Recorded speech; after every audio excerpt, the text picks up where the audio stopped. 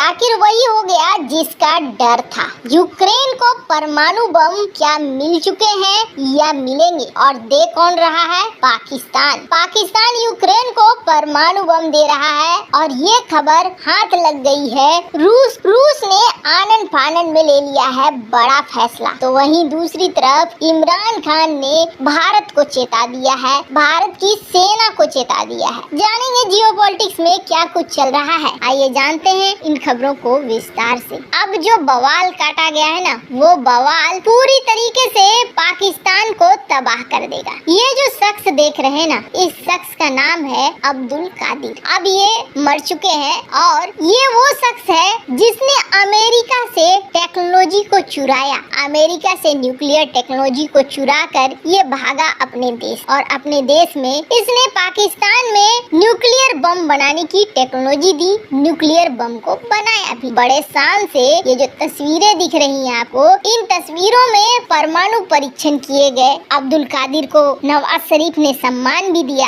हालांकि बाद में इन्हें अपने ही घर में अरेस्ट कर लिया गया, इनको बुरी तरीके से टॉर्चर किया गया और बड़ी ही खराब मौत हुई। कहा तो ये भी जाता है कि पाकिस्तान जब न्यूक्लियर टेक्नोलॉजी चुरा रहा था अमेरिका के नाक के नीचे, तो अमेरिका भी जानबूझकर इसे चुराने दे रहा था। हालांकि उस वक्त अमेरिका को ये पता नहीं था कि बहुत भारी उसके ऊपर ही पड़ेगा। अमेरिका दरअसल ये सोच रहा था कि पाकिस्तान भारत को काउंटर करेगा और एशिया में एक बैलेंस बनकर रहेगा, इसलिए उसने इस टेक्नोलॉजी को कथित तौर पर जाने दिया और पाकिस्तान पहुंच गई ये टेक। लेकिन अब्दुल कादिर वो शख्स था जिसने पाकिस्तान ही नहीं, फिर पाकिस्तान से उत्तर कोरिया को, ईरान को, चीन को, कई देशों को टेक्नोलॉजी बेचने का इसके ऊपर आरोप लगा। इसने दुनिया भर में कई देशों को बेचा है, लीबिया को भी न्यूक्लियर टेक्नोलॉजी बेचा है। और जब ये बातें पता चलने लगी तो दुनिया भर का दबाव बनने लगा पाकिस्तान के ऊपर।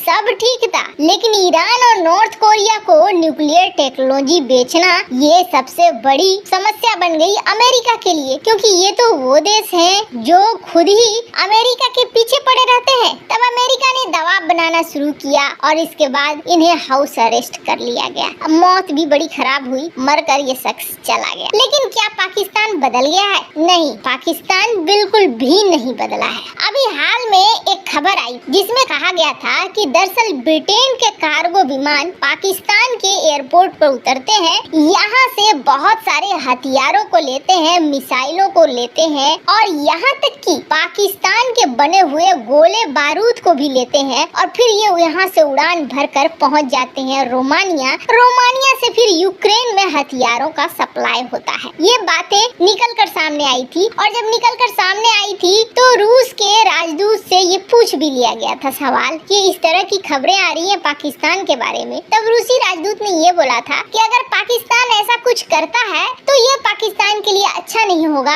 हमारे द्विपक्षीय रिश्ते खराब हो जाएंगे। अब बेशर्म देश पाकिस्तान को देखिए, पाकिस्तान ने एक तरफ बड़ा कांड किया है, वहीं दूसरी तरफ पाकिस्तान 3 लाख मीट्रिक टन गेहूं खरीदना चाह रहा है रूस से। मतलब दोगलेपन की तो हद हो जाती। स्क्रीन पर आप देख सकते हैं आर्टिकल। भूखमरी के हालात तो पाकिस्तान में भी हैं, पर पाकिस्तान रूस के साथ 3 लाख मीट्रिक टन का खरीद करना चाहता है गेहूं का। पर अब रूस इतना बौखलाया हुआ है कि रूस इसके बदले में बम न फोड़ दे पाकिस्तान के ऊपर। दरअसल हुआ क्या है, कहा जा रहा है कि यूक्रेन के कुछ अधिकारी गुपचुप तरीके से पाकिस्तान में इन्होंने मीटिंग की, और ये मीटिंग बेहद खास रही क्योंकि इस मीटिंग में कुछ चीजें ही ऐसी हुई है। अभी हाल ही में दावा किया गया कि यूक्रेन डर्टी बम बना रहा है और डर्टी बम का इस्तेमाल कर सकता है कई क्षेत्रों में, अपने भी क्षेत्रों में और रूस के भी क्षेत्रों में, क्योंकि डर्टी बम बनाने का काम अंतिम चरण में पहुंच चुका है। और आपको बता दें, अगर ये डर्टी बम या डायनामाइट जैसे विस्फोट होते हैं तो क्या होगा, रेडियो एक्टिव पाउडर और छर्रे ये बिखर जाएंगे और जैसे ही ये बिखरेंगे ये आसपास के इलाके में पहुंच जाएंगे और आसपास के इलाके में पहुंचकर ये बहुत लोगों को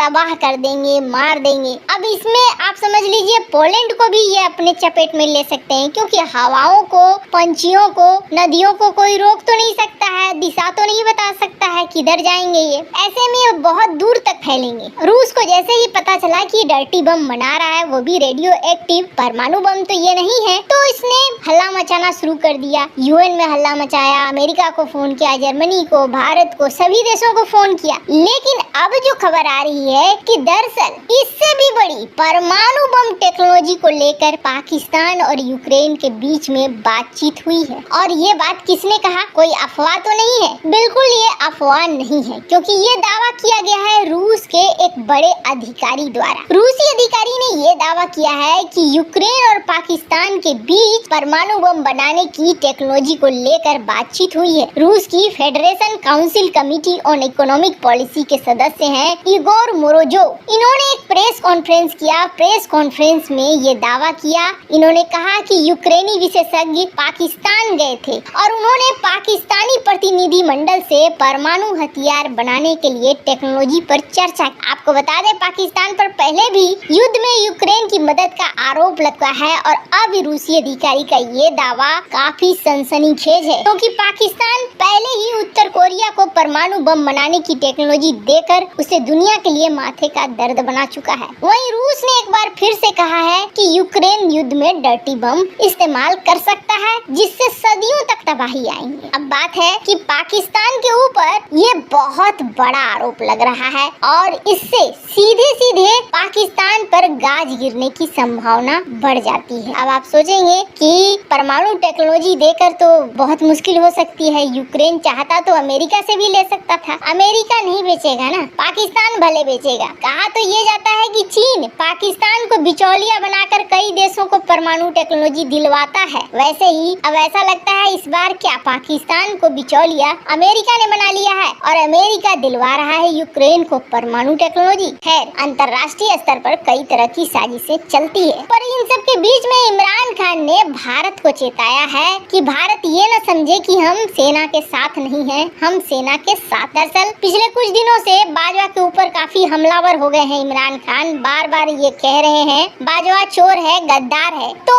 इससे हो ये रहा है कि सेना के एक प्रमुख हो जब ये ऐसा कह रहे हैं तो सेना का मनोबल लगातार टूटता जा रहा है। और भारत के लिए फायदा ये हो रहा है कि अगर इमरान खान सत्ता पे आता है तो अमेरिका से रिश्ते खराब होंगे और ये भारत के लिए बहुत अच्छी बात है। अगर सत्ता में नहीं आता है तो गृह युद्ध के हालात बने रहेंगे, ये भी भारत के लिए बहुत अच्छी बात है। तो दोनों ही केस भारत को फायदा दिला रहा है और इसे देखते हुए इमरान खान को ऐसा लग रहा है सेना को कहीं ये फील न हो कि हम सेना के साथ नहीं हैं, तो इसलिए इन्होंने एक तुक्का फेंक दिया कि हम सेना के साथ हैं। क्योंकि हाल फिलहाल में भारत ने पीओके को लेकर भी बयान दिया था कि हम नॉर्थ में आगे बढ़ रहे हैं और गिलगिट बाल्टिस्तान को हम लेकर रहेंगे। वैसे इन सब मामले में आपकी क्या राय है, कमेंट कर जरूर बताएं।